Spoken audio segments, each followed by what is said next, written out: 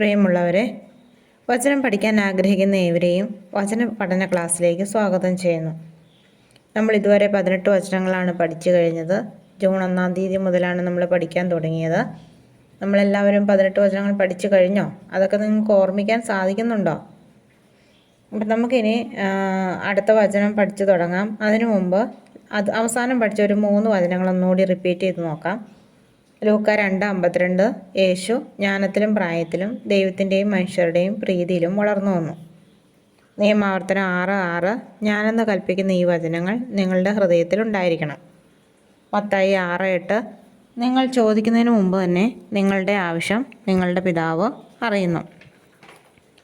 ഇനി നമുക്ക് ഇന്നത്തെ വചനം പഠിക്കാം. വിശുദ്ധ പൗലോസ്ലീഹ തിമോഥെയോസിന് എഴുതിയ 2-ാം ലേഖനം 2-ാം അധ്യായം 3-ാം വാക്യം. യേശു ക്രിസ്തുവിൻ്റെ നല്ല പടയാളിയെപ്പോലെ കഷ്ടപ്പാടുകൾ സഹിക്കുക.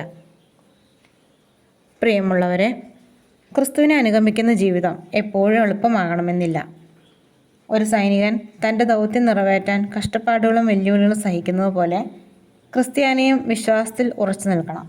പ്രതിസന്ധികൾ വന്നാലും യേശുവിനെ പിന്തുടരിൽ നിന്ന് പിന്മാറരുത്. ദൈവം നമ്മോടൊപ്പം എപ്പോഴും ഉണ്ടെന്ന ഉറപ്പോടെ നമ്മൾ മുന്നോട്ട് പോകണം.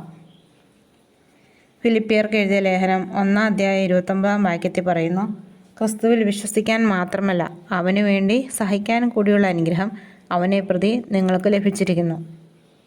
ക്രിസ്തുവിൻ്റെ പ്രത്യേകത സ്നേഹവും സഹനവുമാണ്. ക്രിസ്തുവിൽ വിശ്വസിക്കുന്നവർക്കും സഹനമുണ്ടാവും. സഹനത്തിൽ പ്രത്യാശ നൽകുന്ന വചനങ്ങൾ നമ്മുടെ ഉള്ളിലുണ്ടെങ്കിൽ ഏത് പ്രതിസന്ധിയിലും തളരാതെ മുന്നോട്ട് പോകാൻ സാധിക്കും. നമുക്ക് ഇന്നത്തെ വചനം 3 പ്രാവശ്യം ഏറ്റുപറയാം. 2 തിമോത്തിയോസ് 2:3 യേശു ക്രിസ്തുവിൻ്റെ നല്ല പടയാളിയെപ്പോലെ കഷ്ടപ്പാടുകൾ സഹിക്കുക.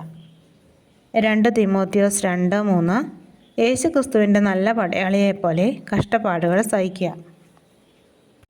2 തിമോത്തിയോസ് 2:3 യേശു ക്രിസ്തുവിൻ്റെ നല്ല പടയാളിയെപ്പോലെ കഷ്ടപ്പാടുകൾ സഹിക്കുക. ഇനി അടുത്ത വചനവുമായി നാളെ കാണാം. ദൈവം എല്ലാവരെയും അനുഗ്രഹിക്കട്ടെ.